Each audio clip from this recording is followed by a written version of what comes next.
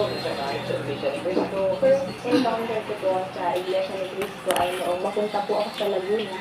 Yung anak ko pong panganay ay may nakilala pong kapatid sa Iglesia ni Cristo. Siya po yung naging anyaya sa anak ko at saka doon po sa kaibigan niya na dumalo po sa pamamahayan. Siya ay dumalo ng dumalo doon po sa... Kulit kasi siya po nito ay eh. nabautismohan na. Maglalaba Nagpapasok ka, po sa tapos amin. Sabi po niya sa akin, karga mo yung apat na paa. ng pagsamba. Diba? Apat na paa, karga mo. Paano ako makatapos maglaban nito?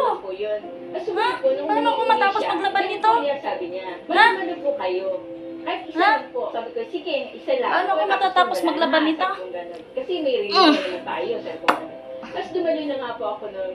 Inanyahan ako ng aking kaibigan. Sabi po niya, may pamamahayag ang Iglesia ni Cristo, baka pwedeng maanyayahan ka. Ay, kinig ka lang. Sabi ko, sige. Siguro po nasa Labang mo na ulit.